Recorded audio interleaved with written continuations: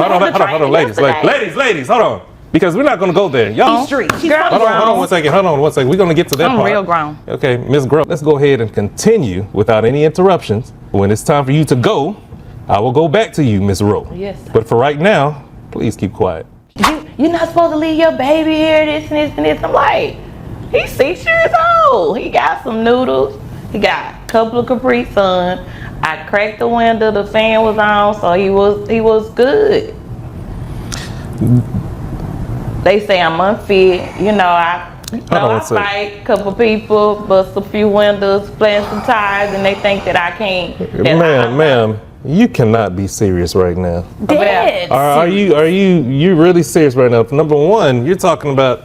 Well, first of all, let me say this: how hot is it outside right now? 105. That's the car. Hold on. I'm asking her because you're already at 105 because you're already talking. You heated up, and I understand. The cousin tries to defend herself. She says her son had noodles, Capri Suns, a cracked window, and a fan. So in her mind, he was fine. But the judge is shocked. What is this child, dog? He demands. The courtroom gasps. The truth is hitting hard. Leaving a child in 105 degrees heat isn't just poor judgment. It's dangerous. And the cousin's casual attitude might be the final straw in this custody fight. You're already at 105 because you're already talking. You heated up, and I understand. I'm sorry, I'm passionate. How hot is it outside right Well, that day it was, because we went at night. I didn't ask whether you went at night or anything, because it's still hot at night as well, too. I mean, about 80, 90, it cooled down. But he had a fan. And you got a fan. You gave the child a fan in the car. I cracked the window. You cracked it. So what is this child, a dog? No. Caleb, he's a human. But it's hot outside and you're going to give the child a fan. And then what else? Capri Sun. And a Capri Sun. Two. Now let me ask you something. Would you want a hot car or a hot environment and somebody to give you a Capri Sun? No, I was at Perry's. The judge presses further. Would you want to sit in a hot car with nothing but a Capri Sun? He asks. Her silence says it all. But instead of admitting she was wrong, she shrugs it off, saying, sometimes you have to go through stuff to see the bigger picture. Her bigger picture that day? Dinner at Perry's. The judge has heard enough. Now, it's time to look at her income, and the numbers will decide what happens next. Somebody give you a Capri Sun? No, I was at Perry's. You know what? Sometimes you just don't have the words to say. And I guess this is one of those times where, Lord have mercy, I do not have the words to say. Now, this lady right here, Miss, what did you say your first name was? Kelly again? With a capital K. Miss Kelly with a capital K. The best project manager. I didn't ask if you was the best or the worst because you have no proof to tell me if you did right or wrong. It comes to those project managers or whatever else you say. You don't have to build the words up to me. Kelly. Okay.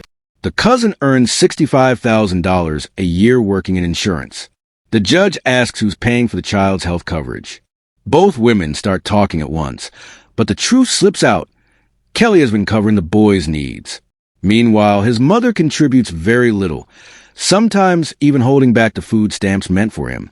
The financial picture is becoming clear, and so is the judge's decision. But before the ruling comes down, another shocking claim about taxes surfaces. Project managers or whatever else you say. You don't have to build the words up to me. Kelly. Okay. But if you don't want to be done that way, why do you think that it's okay to let a child sit like that and treat him like that? For 2 hours. It doesn't matter, but I said, would you want that done? No. I mean, but sometimes we gotta go through stuff to get to the bigger picture, and I was working on this. It looked like you got to the bigger picture with Paris. I did, and that's when you know the baby was gonna come with me on there. I see. Okay. Setting them up. All right. Miss Rowe, how much do you make how much you make a year? I make 65. 65,000 a year. Kelly drops the bombshell. Her cousin only shows up on December 31st to claim the boy on her taxes. She says her cousin lists 8 dependents, even though she only has 1 child. The defendant denies it, but the judge is already putting the pieces together. This isn't just neglect, it's exploitation.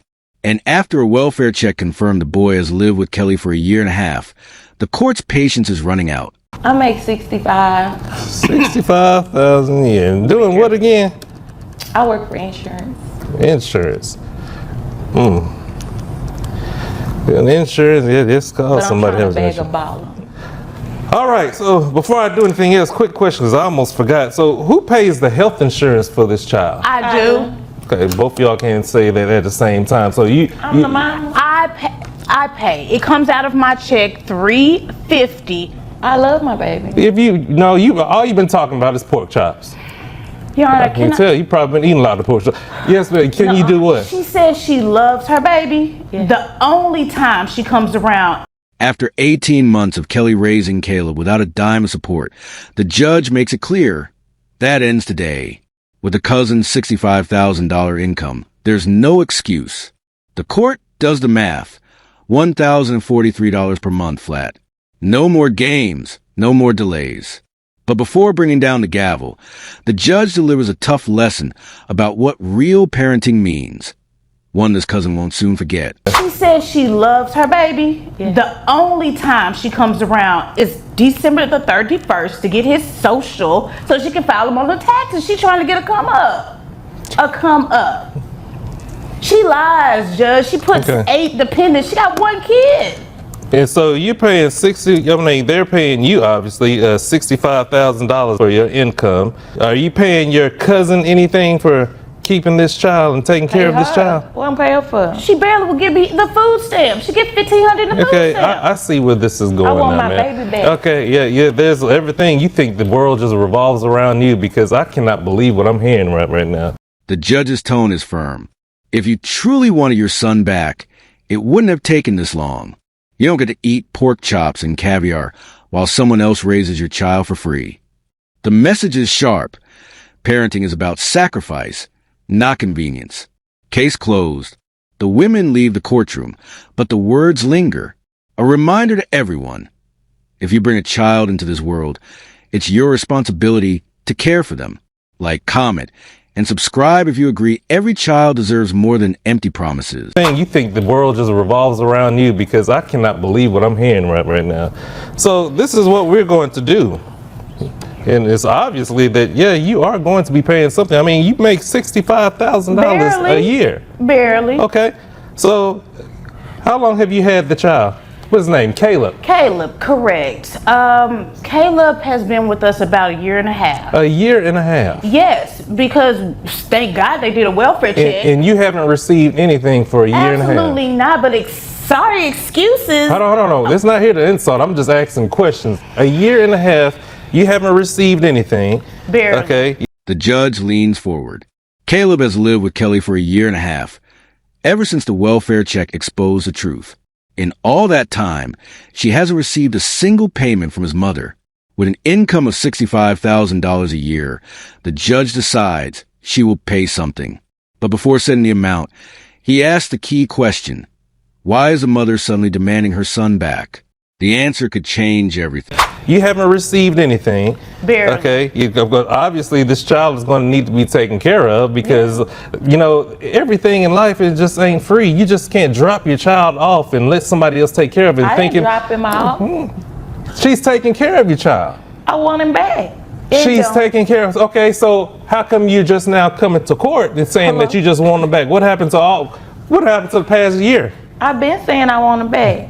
She keep dragging me through the mud. Dragging you through. Oh, I'm unfit. I'm very fit. I go to Ma'am, the I'm just going to say this. When you're talking about caviar and stuff like that, obviously you have other reasons. So this is what we're going to do. So Are you? Judge. Kelly explained she's cared for Caleb without support for over 1 year. Yet now, out of nowhere, her cousin wants him back.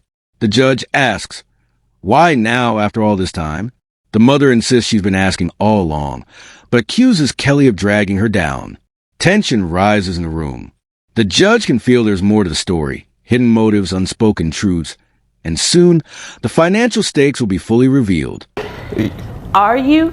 Judge, hold on, ladies, hold on. Because we're not going to go there. Y'all sound like my family during Christmas time. So, Miss Ro Campbell. Yes. You see, you make $65,000 a year, okay? You paying by your cousin $350. Your gross is $5,417, and 20% of that, with your net, is $4,401.57. Your high rent. The courtroom goes silent as the judge runs the numbers. The mother makes $65,000 a year, about $5,417 gross each month. Based on 20% of her net income, that's $880. Add another $163 for health insurance, and the figure climbs higher. The judge's pen scratches across the page. This is the moment Kelly has been waiting for. But is a final number enough to truly meet Caleb's needs? The answer comes within seconds. 100 plus, we're gonna add that $163 to it. So basically, you got to pay something. You can't just let your cousin take care of all the business while you're thinking all high and mighty with pork chops and caviar. Hold on, wait a minute, hold on. Before we get to that, let me go ahead and get this before I forget about it. So yes, you're going to pay. Okay, and the thing is, you're going to pay $1,043 flat. Nothing more, nothing less. The decision is final. $1, $0.43 per month flat. No excuses, no empty promises. The cousin sits silent as the judge issues the order. But this ruling is about more than money.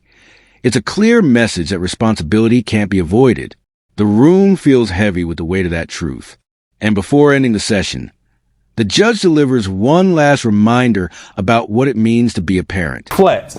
Nothing more, nothing less. But you need to be at home with if you wanted your child back so bad, it shouldn't have taken this long. Okay, you shouldn't be out there with the man eating pork chops and caviar while she's up there taking care of your child and not getting a dime. Am I mistaken about that? None of the coins, All silver right. or copper. So before you have anything else to say, that is my decision. This case is over with. This is adjourned. You have my answer. All right, ladies, you may be excused. Thank you, Your Honor. The judge speaks calmly but firmly. If you wanted your child back so badly, it wouldn't have taken this long. You don't get to enjoy pork chops and caviar while someone else raises your child. The message is undeniable. Being a parent means showing up not just when it's convenient. The gavel falls. Case closed. Let this serve as a reminder. True love is proven through action, not excuses. If you believe every child deserves steady care, comment and subscribe for more real courtroom stories.